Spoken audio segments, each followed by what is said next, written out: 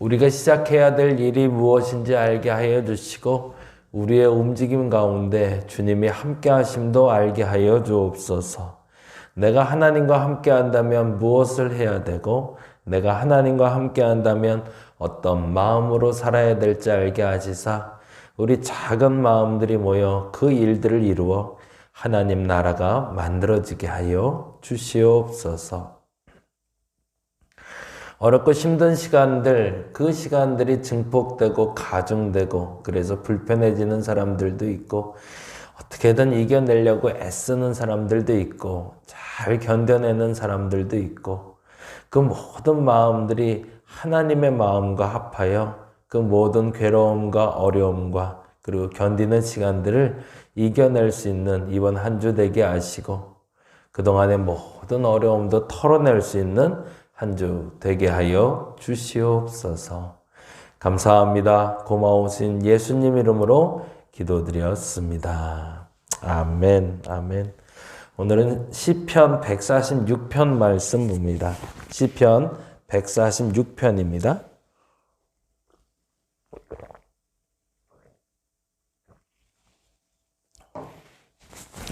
시편 146편 6절에서 10절까지 오늘은 제정 묵상하는 날인데요. 우리 같이 한 목소리로 읽도록 하겠습니다. 6절에서 10절입니다.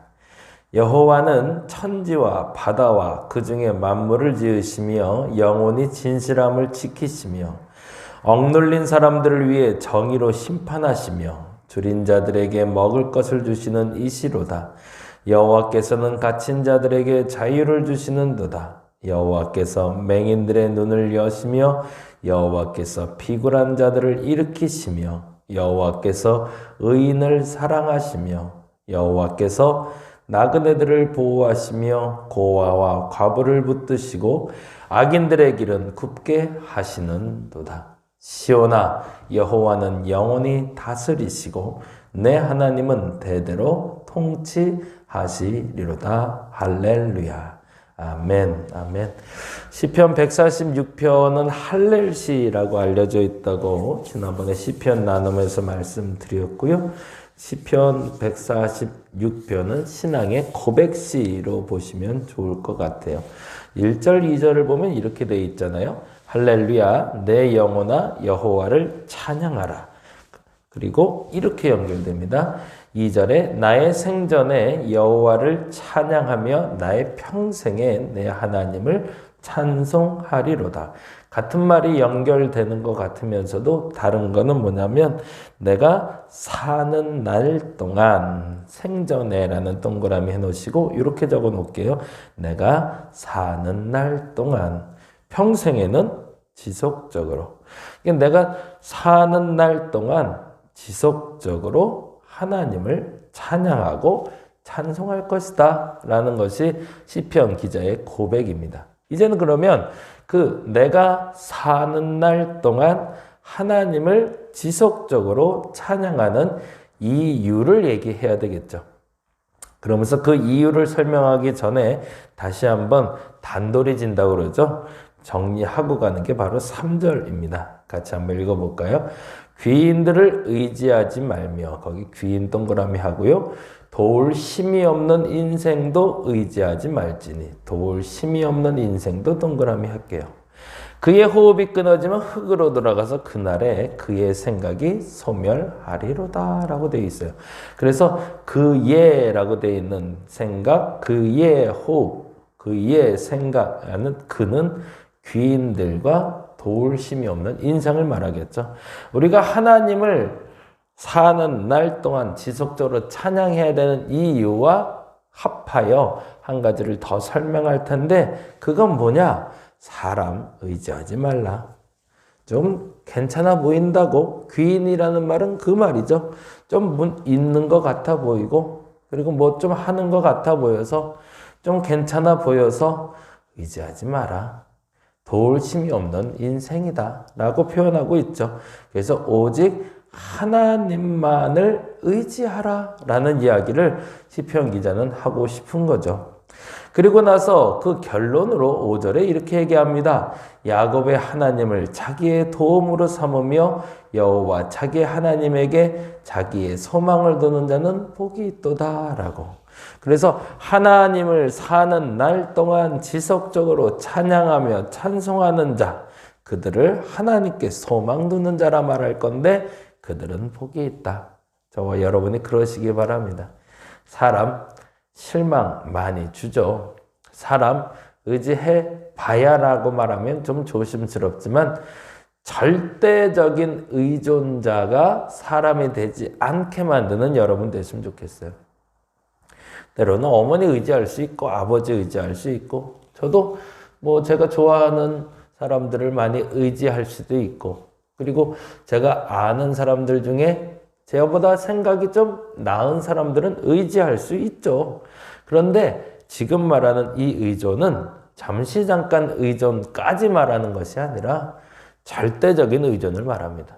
변치 않고 그 사람이 너를 지켜줄 거라고 착각하지 마라. 사람들은 결국엔 떠나고 생각도 사라진다. 그러니 한 사람을 쫓아서 그 사람을 스승 삼아 넘어가는 것, 그것조차 나쁘다고 말할 수는 없지만 영원한 의존자는 사람이 될 수 없다. 그 말에는 그 말도 들어있는 거죠. 사람은 변할 수 있고 사람은 실망시킬 수 있는 존재다. 그러니 사람 너무 의지하지 말고 누구 의지해라? 하나님 의지해라. 그럼 이제 그 하나님을 의지하는 자가 복이 있다 했으니 그 복이 뭔지를 설명하셔야겠죠.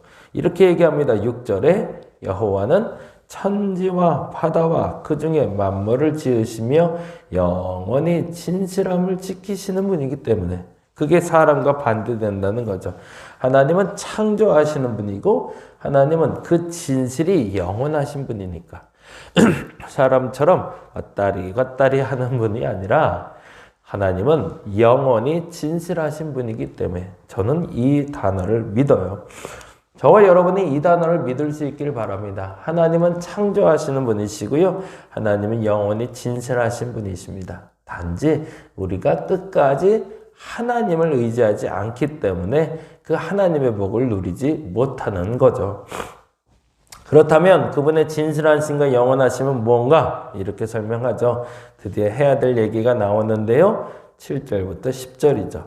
억눌린 사람들을 위해 정의로 심판하시며 우리 그거는 동그라미 하면서 갑시다. 억눌린 사람 동그라미 정의. 줄인 자들에게 먹을 것을 줄인 자들 동그라미 먹을 것. 갇힌 자들에게 자유를 갇힌 자들 자유. 그 다음 8절 여호와께서 맹인들의 눈을 여시며 맹인들 동그라미 눈. 여호와께서 비굴한 자들을 일으키심. 비굴은 좀 이렇게 주눅 들어있는 사람을 얘기해요. 굽어있는 사람들. 그걸 비굴한 걸로요.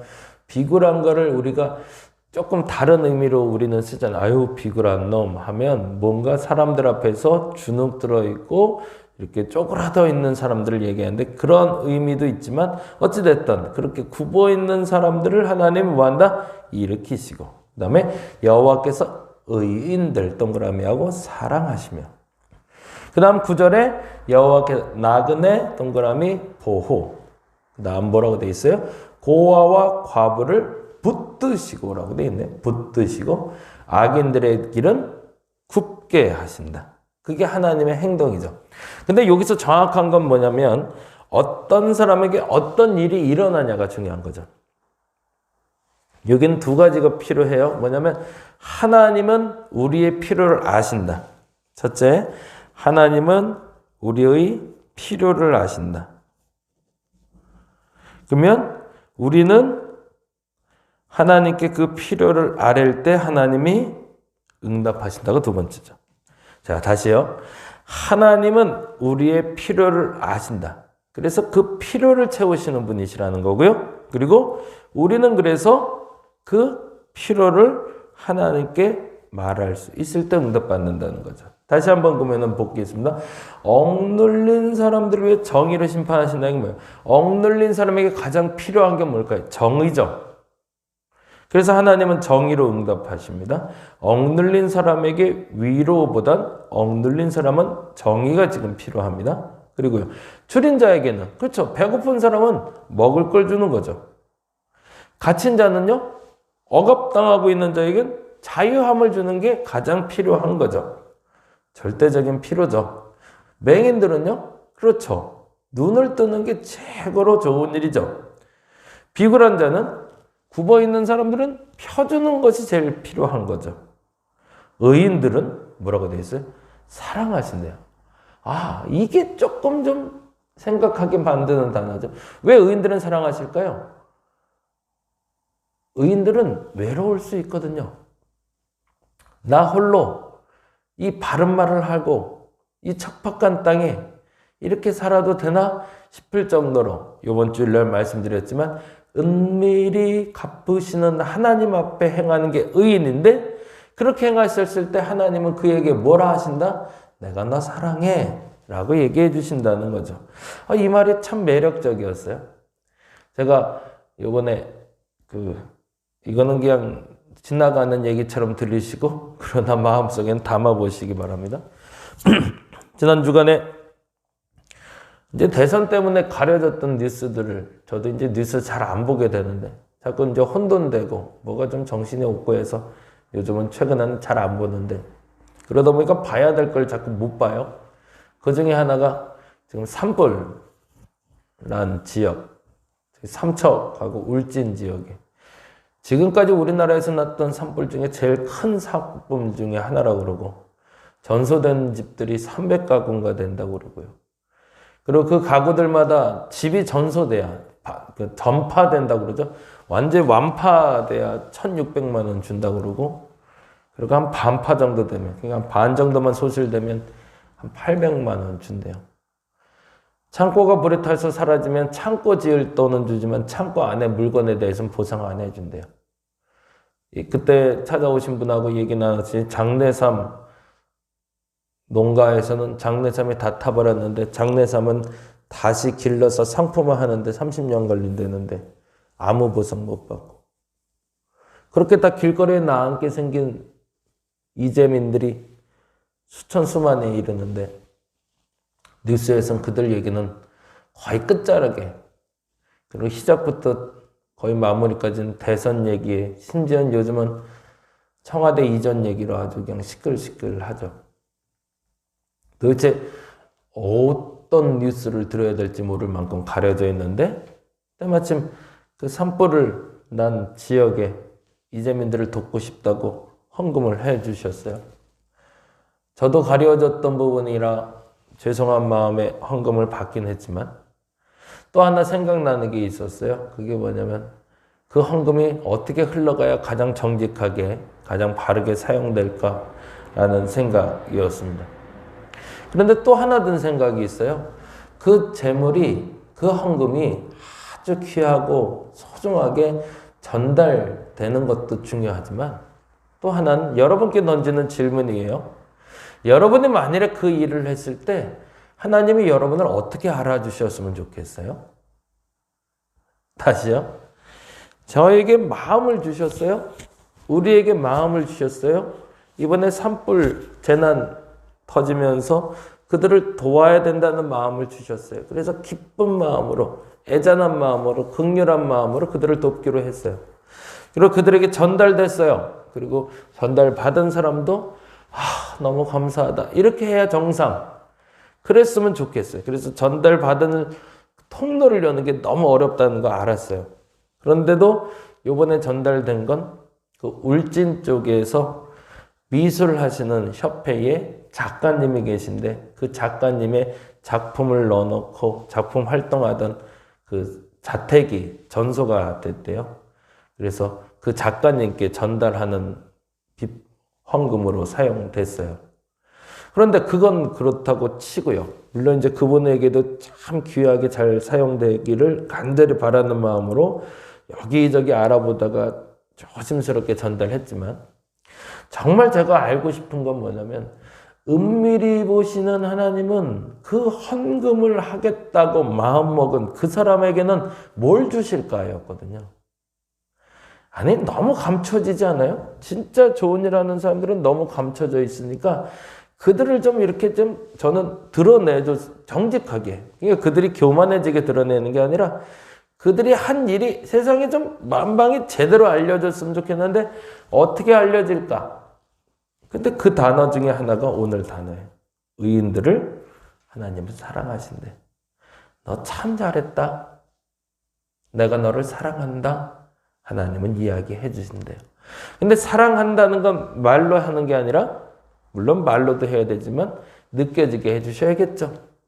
아, 하나님이 날 사랑하시는구나 라는 것을 느낄 수 있는 일, 그러한 결과물들이 그 헌물을 한 분에게 그리고 앞으로 그런 일을 한 이에게 그러한 역사가 나타나기를 간절히 바랍니다.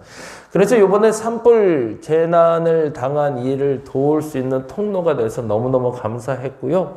그리고 그러한 헌물들을 할 수 있는 지인이 제 곁에 있음이 얼마나 감사했는지 모릅니다. 맹인들의 눈을 여는 것과 여호와께서 비굴한 자를 일으키는 것과 동일한 것이 여호와께서 의인을 사랑하시는 거래요. 의인에게 가장 필요한 건 그러면 뭐다? 사랑받는 거라는 거죠. 그 일이 우리 한국교회에서 넘쳐나기를 간절히 바랍니다. 그리고 나서 이야기하시죠. 9절에 나그네 보호, 과부, 고아 붙드는 것. 우리 이 일을 지금 하려고 하는데 코로나 확산세 때문에 저도 좀 주춤하고 있어서 진행 못하고 있는데요.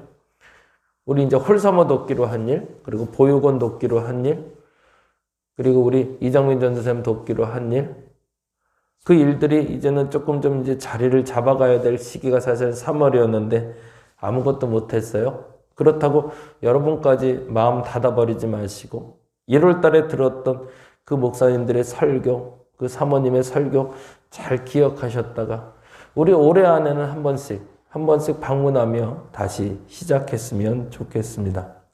그리고 나서 이렇게 얘기하시네요. 고아와 과부는 뭐라고 돼 있어요? 그들에게 가장 필요한 건 뭐다? 붙들어 주는 거라는 거죠.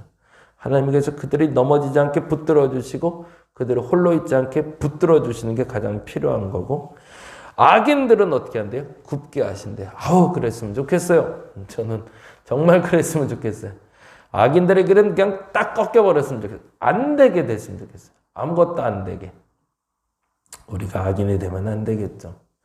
그래서 오늘 본문을 보면서는 7절, 8절, 9절을 보면서 그렇게 읽으시면 좋습니다. 하나님은 우리의 필요를 아시고 채우신다. 그런데 우리는 지금 하나님께 어떤 필요를 아뢰고 있을까? 여러분이 만일에 맹인이라면 눈이 떠실 거고, 비굴한 자라면 일으켜 주실 것이고, 의인이면 사랑해 주실 것이고, 나그네면 보호하시고, 고아와 과부라면 붙드실 것이고, 여러분이 악인이라면 길을 굽게 하실 겁니다. 하나님은 여러분의 필요를 채우길 원하십니다. 재정적으로나 상황적으로. 그럴 때 그 필요가 무엇인지를 하나님께 온전히 아뢰고 그 필요가 채워지는 그 하나님을 믿을 수 있는 저와 여러분 되시기를 간절히 바랍니다. 기도하겠습니다. 하나님은 우리의 필요를 채우시는 분이십니다. 정확하게 우리에게 필요한 게 무엇인지 아시고 그 필요를 채우셔서 내가 하나님의 신실하심을 보았다라고 말하게 하십니다. 하나님, 내게 지금 필요한 게 무엇인지를 알게 하시고 그것을 구하게 하시며 하나님은 신실하셔서 나의 필요를 채워 주시옵소서. 이번 한 주 내 마음이 동하여 어떤 필요가 채워질지 믿음으로 구하게 하여 주시고 그 구하는 것을 응답하시는 하나님을 경험하게 하여 주시옵소서. 감사합니다. 고마우신 예수님 이름으로 기도드렸습니다. 다 같이 기도하고 돌아가겠습니다.